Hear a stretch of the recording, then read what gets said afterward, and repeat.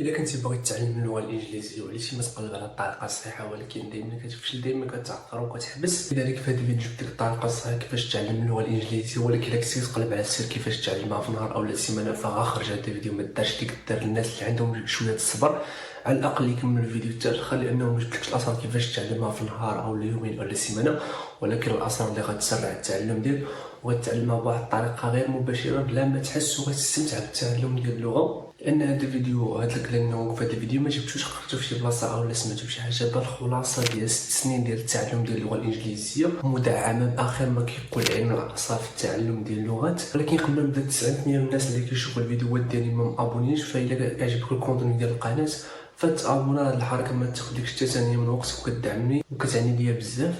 ودابا نبداو الفيديو. دابا خليني نسولك، علاش الطفل مثلا اللي كيتزاد في ميريكان اللي كيتعلم اللونجلي غير بوحدو، اولا انت مثلا دازتي في المغرب كتعلم الدارجه هكاك، شنو اللي خلاك تتعلمها؟ اولا شنو اللي خلاه يتعلمها بلا ما يحفظ لها كلمات، لا يعرف شنو هو الفرق بين المفعول به والفاعل، داك التخربيق كامل بلا ما يحفظ السلسله ديال الافعال.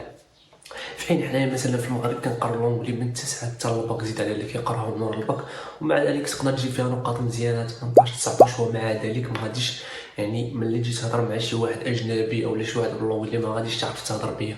واش المشكل فيك انت مثلا اولا في الذكاء ديالك اولا تعلم اللغه تحتاج مهاره؟ لا، علاش؟ لان علم الاعصاب تيقول لنا ان الطريقه ديال التعلم ديال اللغات مخالفه تماما على الطريقه اللي تعلمنا بها اللغه في المدرسه، والطريقه اللي كتعلم بها المدرسه اللغه هي اعوق طريقه. وبزاف ديال الطرق اللي كيحسبك انت ممكن تتعلم بهم اللغه حتى هي خاطئه، وبالعكس تتبرمج دماغك انه يولي عاجز على الهضره باللونجلي اكثر واكثر.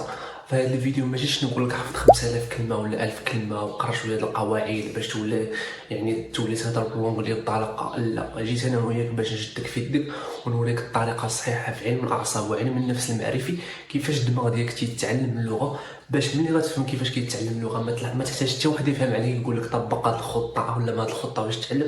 انت غتعرف الخطه المناسبه ليك، وغتعرف بالضبط علاش كتنسى تغير وعلاش كتفهم وما كتعرفش تهضر، وكيفاش تستغل هذه الصفه هذه لصالحك وتتعلم اللغه باسرع طريقه ممكنه وانت كتستمتع بطريقه غير مباشره بلا ما تحس كما درت انا فعلا. لان هذا الفيديو غيغير النظره ديالك لتعلم اللغات 180 درجه. دابا الا جيت عطيتك واحد 10 ديال الكلمات في اليابانيه وقلت لك احفظهم وجي عرضهم لي من بعد 10 ايام، غالبا غتمشي تحفظهم فعلا، ولكن ملي غترجع بعد 10 ايام ربما غتنسى الاغلبيه ديالهم. ولكن الا جيت وحطيت وسط اليابان يعني وتشوف الناس كيهضروا باليابانيه، كتشوف اليابانيه في اللافتات، كتشوف اليابانيه في الشوارع، الناس كيهضروا بها، كلشي اللي داير بك يابانيه. هنايا مع التكرار ومع دوك الكلمات يبقاو يتعاودوا على المسمع ديالك غتولفهم وغتفهمهم بسرعه، ما غتلقاش راسك يعني ما غتحسش براسك كيفاش بقيتي كتعرف هاد الكلمات كاملين، وكيفاش انك تعلمتيهم بهاد السرعه هادي وبلا ما تحس اصلا الدماغ ديالك تعلمهم رغما عنه بواحد الطريقه غير مباشره. هنا شنو اللي تغير؟ ماشي الطريقه كيفاش كتعلم، وانما الطريقه كيفاش دماغك تيستقبل المعلومه. راه الدماغ البشري ماشي قاموس او اله كتبقى تحفظ الكلمه وتستعرضهم، ولكن هو واحد الاله عجيبه ديال كتعلم عن طريق الانماط. كيفاش الانماط؟ دابا الدماغ ديالنا ملي تيبغي يتعلم شي حاجه او لا اي لغه كيحاول يربطها تيحاول يربطها بالاشخاص، بالقصص، بالامكنه، بالصور، ماشي بكلمات حفظ وعرف. دابا هو ملي كيبقى يسمع شي كلمه كتعاود بزاف تيحاول يبني لها واحد المسار عصبي اللي كل مره كتبغي يعني كل مره كتعاود تترسخ فيها لاواعيا حتى كتولي جمله تلقائيه.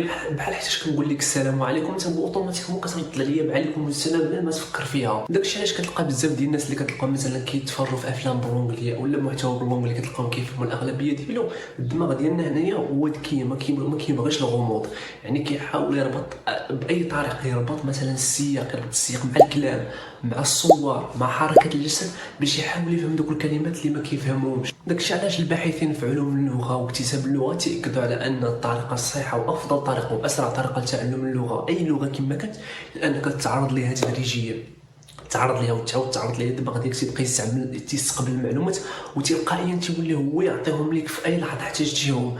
بحال مثلا يعني انت ملي كتبغي تعلم لغه حاول تعرض راسك ليها شي كونتوني مثلا كيعجبك تفرج ليه باللونجلي وراه كلمه كتجر لك بزاف ديال الكلمات. مثلا كلمه طاير مثلا متعب، كلمه طاير كتبقى تقرا في قصه وجوج وثلاثه كتلقى دائما متعلقه بشي حويجات مثلا بحال سليب بحال وورك بحال شي حاجه بحال هكا. دابا كلمه كتجر لك بزاف ديال الكلمات ولا كتوسع الرقعه ديال المعلومات اللي عندك او الكلمات اللي عندك على اللغه الانجليزيه، حتى كتولي قادر انك تكلم بليها بلا ما تحس وبلا ما تحس كيفاش انك اصلا تعلمتيها.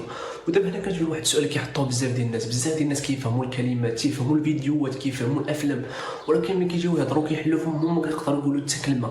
وهنا كندخلوا في واحد الباب اخر، واحد العائق نفسي اللي كيخلي بزاف ديال الناس واخا كيفهموا اللغه ما كيقدروش يهضروا بها.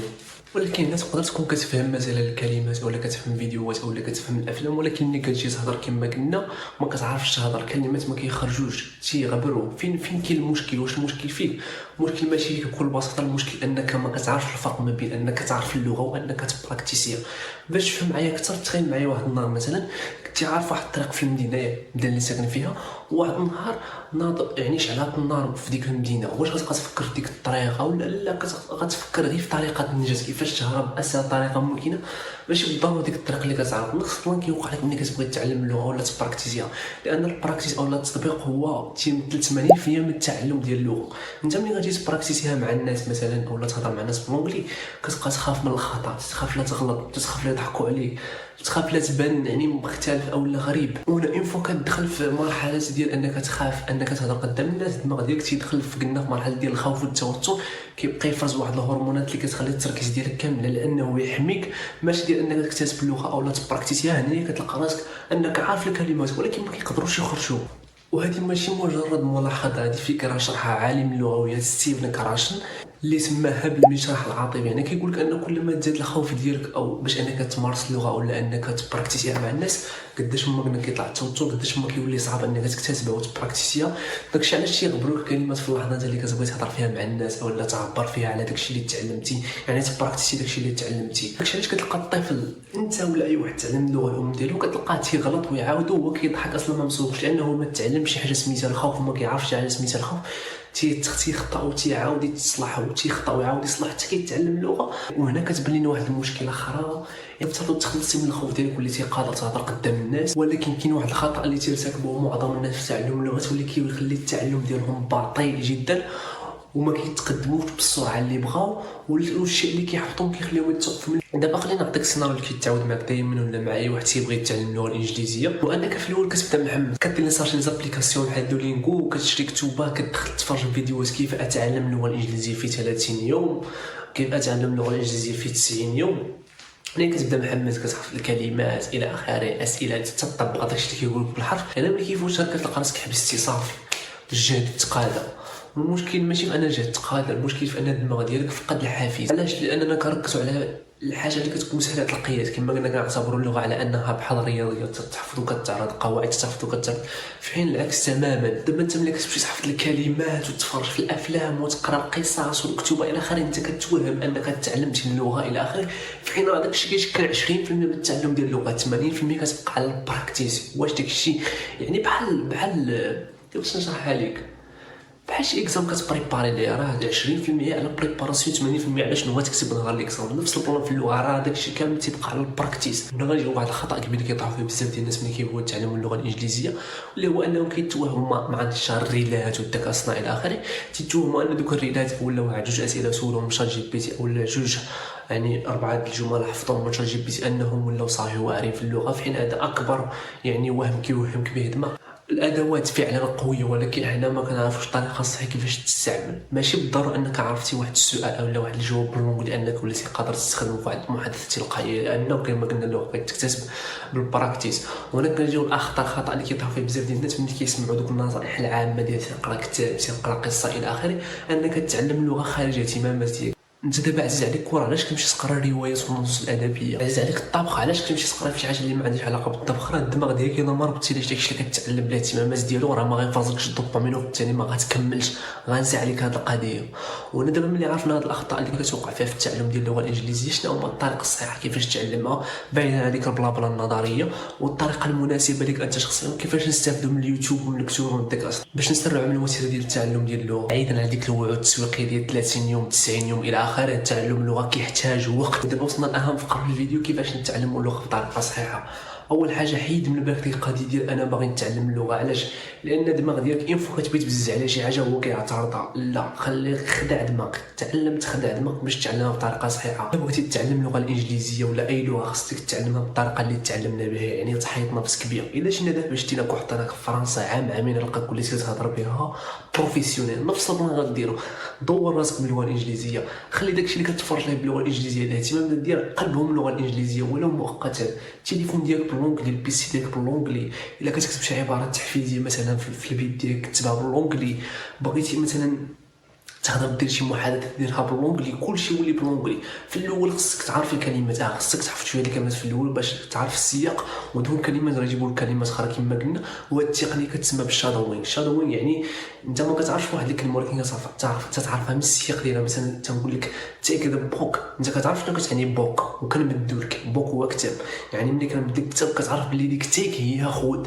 نفس البلان الدماغ ديالك كما قلنا ما عجزش عليه تبقى شي كلمه غامضه، دائما كيحاول يربطها بالسياق، بلغه الجسد، بالمشاعر، بالصور، بالفيديوهات، باي حاجه. هاد الطريقه تختصر عليك سنوات من التعلم ديال اللغه الانجليزيه. واستخدم الذكاء الصناعي اليوم. راه الذكاء الصناعي راه يقدر يسرع التعلم ديالك بواحد الطريقه كبيره بزاف. يعطيك جمل، يصحح الاخطاء ديالك، يكتب لك قصص في المجال اللي كتبغي ولا يكتب لك مقالات في المجال اللي كتبغي. دير معاه محادثات، ما بقيتش محتاج المعلم انه دير معاه محادثه. شحال جي بي تي ولا جيميناي دير معاه محادثه يصحح لك الاخطاء ديالك. دير يعني تعرف النيفو ديالك، يقول لك النيفو ديالك الى اخره. راه اقوى سلاح حاليا في تعلم اللغات ولا تعلم اي حاجه هي الذكاء الاصطناعي. ودير في بالك الطلاقه راه ما كتجيش في نهار ولا يومين كما قلنا. خصك انت شي حاجه انني كنتعلم اللغه خصك تولي لايف ستايل، يعني الصباح عشيه لونغلي حياتك كامله. المتعه راه ماشي في انك ملي توصل تولي فلوينت او لا متقن اللغه الانجليزيه، ولكن المتعه في الطريق ديال انك كتمشي باش تولي متقن اللغه الانجليزيه. ولا بغيتي تخرج معايا من هذا الفيديو بواحد الفكره وحده، هي ان اللغه راه ماشي ماده دراسيه كتحفظها باش دوز فيها اكزام، راه هي مهاره كتكتسب مع الوقت، مع التعرض ليها، مع التكرار. خصها تولي لايف ستايل. ما غتحسش كيفاش انك تعلمتيها وراه ساعه في النهار يوميا، ساعه ولا نص ساعه في النهار وتواظب عليها. احسن من اللي كيقرا 10 سوايع لمده شهر وكيحبس، او اللي كيقرا 10 سوايع وفي نهار في السيمانه. احسن ب1000 مره. وخصك تعرف في الاخير ان اللغه الانجليزيه هي واحد اللغه قويه بزاف اللي كتقدر تفتح لك واحد الفرص كبيره.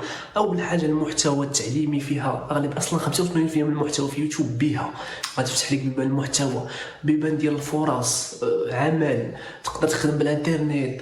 يعني بزاف ديال الحوايج. ديرها كاستثمار ليك، ديرها كاستثمار. وقول لي في التعليقات شنو هي الطريقه اللي كنتي كتعتقد انها صحيحه وفي التعلم ديال اللغه وكتشتي في هذا الفيديو انها غلط. ولا عجبك المحتوى ديال لاشين ما تنساش تشترك في القناه باش تدعمني اكثر. ونشوفكم في الفيديو الجاي.